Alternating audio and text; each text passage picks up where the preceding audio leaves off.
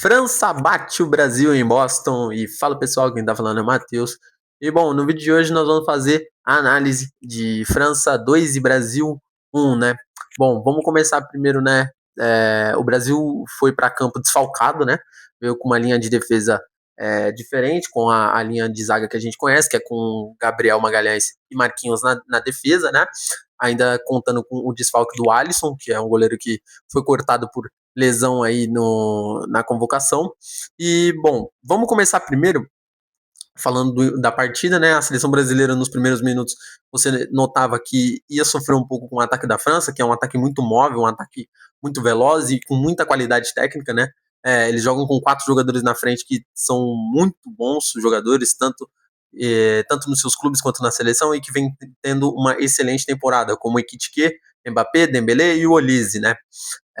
Com 8 minutos de jogo, já dava bem claro que a seleção ia sofrer, né? Tanto pelo lado direito, né?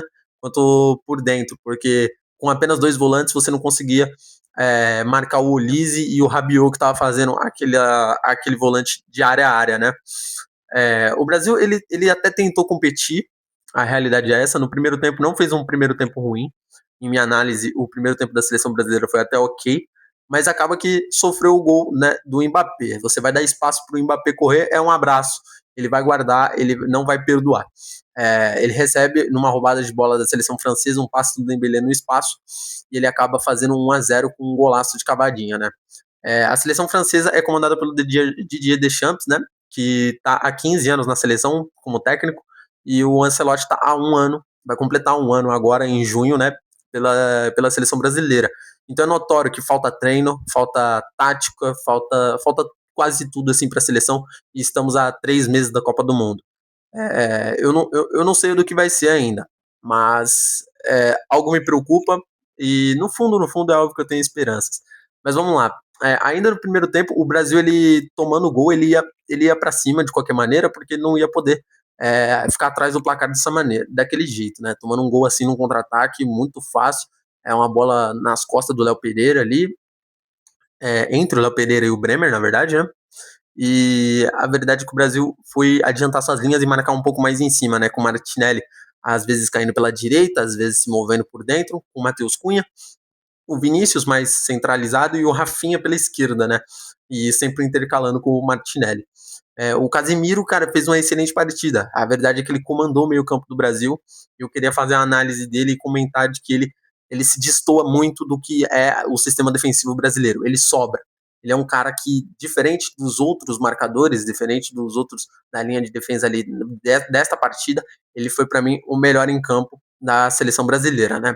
Mas a França conseguia inibir os ataques da seleção com muita facilidade, tanto pelos lados quanto pelo centro. Eu acho que a grande oportunidade do Brasil no primeiro tempo foi uma bola, acho que do Rafinha no início do jogo, até por uma falta cobrada do Casemiro, e também pela direita, que o Martinelli, numa roubada de bola lá em cima, numa marcação alta, que o Martinelli pega, corta para a esquerda, finaliza e passa ao lado do goleiro Mainan, né? Já no início do segundo tempo, o Rafinha sente uma lesão na coxa, né? Ele sente a posterior ali. Eu não sei se é uma lesão, ou talvez um desconforto.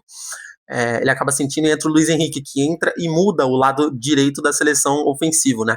Ele muda, ele no começo do segundo tempo ele já entra fazendo 2 ou 3 jogadas muito importantes pelo lado direito, e é onde até surge a expulsão do Upamecano, né?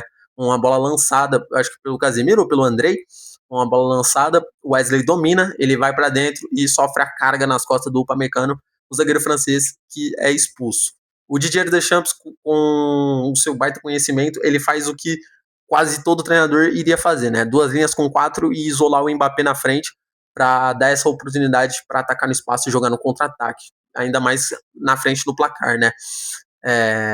E com isso, o Brasil ele ia ter que ter a posse, ia ter que atacar, ia ter que buscar o empate ou até mesmo a virada, né? E numa pressão no início da jogada, uma pressão da seleção, ela rouba a bola e perde em coisa de milissegundo e toma um contra-ataque da França, e aí a bola no Olise, o Olise no 3-2 com Léo Pereira e Bremer, e o Mbappé aberto pela direita e o Ekitike pela esquerda. Ele prefere o passe no Ekitike, que também dá outra cavadinha e faz o 2-0 para a França. A realidade é que o Brasil ele não pode, com a mais, sobrar um cara no meio campo livre, com todo aquele campo que tinha aberto para correr e achar o passe para o Ekitike. Essa é a realidade. A seleção brasileira, se quer disputar a Copa do Mundo, se quer ganhar a Copa do Mundo, não pode ter esse espaço gigantesco, né, no meio campo da seleção para os adversários percorrerem e terem chances de gols, né? Acredito que não tenha sido muito a culpa do Casemiro nesse lance, até porque ele estava marcando colado no Ekitike, ele acaba que destoa depois. Depois, acho que é uma falha do sistema na marcação lá na parte de cima, né? E acredito que o Ancelotti terá muito trabalho para corrigir durante esse período de 3 meses, né? Até a Copa do Mundo. O Brasil ia ter que vir para cima. Aí o Ancelotti começa a colocar atacante, coloca o João Pedro, coloca o Igor Thiago, coloca o Danilo, o volante, né? Coloca o Danilo volante e bola no Vinícius Júnior para ver o que ele faz. E o Vinícius tenta, mas erra muito, cara. Ele com a camisa da seleção brasileira é uma coisa totalmente diferente do que com a camisa do Real Madrid, cara. Dois jogadores de um nível assim que você não consegue nem comparar. Porque o que o Vini fez no último domingo é coisa de cinema. É o natural do Vinícius Júnior, né? Com a camisa do Real Madrid. Ele faz 2 gols, pega a bola, vai para cima, dribla, ganha a maioria dos dribles que ele tenta aplicar no adversário, ele acaba conseguindo ser efetivo, né? E com a camisa da seleção brasileira, cara, ele não acerta quase nada. É muito pouco pro Vinícius, coisas básicas, assim. Parece que ele tropeça na bola, é coisa que acho que é válida a crítica nele, sabe? Porque ele tá a coisa de 2 Copas do Mundo a ser jogadas, né? Ele tá indo para sua segunda Copa do Mundo, ele teve um ciclo completo assim pela seleção e a gente não consegue ver o mesmo Vinícius do Real Madrid, né? Bom, o Brasil ele consegue achar um gol, né? Numa falta cobrada, o Casemiro salva a bola de sair, o Casemiro repõe a bola para a área novamente, o Luiz Henrique domina, corta, finaliza, e o Bremer faz na sobra, né? O Bremer põe para dentro. A partida do Bremer, para mim, é uma coisa que não dá para ser avaliada, até porque é muito 880, né? Porque ele ainda recebe mais uma bola numa das últimas chances, assim, do segundo tempo, para finalizar e fazer o gol do empate. Só que aí a bola cai no pé do zagueiro, né? Aí o zagueiro manda para longe. Mas a realidade é que o Bremer ele fez o gol e acho que ele foi muito mais seguro do que o Léo Pereira na partida, né? E temos que falar do último lance. Último lance, bola no pé do Bremer ainda, que dá um passe como se fosse um meia-campista. O Igor Thiago não consegue dominar. E o Vini chega inteiro para finalizar e fazer o 2-2 e acaba que ele finaliza todo torto, ele chega desequilibrado, finaliza com o pé errado, na minha opinião. Ele poderia finalizar melhor com a perna esquerda e acaba chutando para fora. A França ela é um time melhor preparado, melhor tecnicamente e melhor taticamente. Então acredito que o resultado aconteceu conforme o esperado, né? Eu acho que muitas pessoas avaliavam esta partida como um jogo em que a França ia dominar, ia golear, mas não.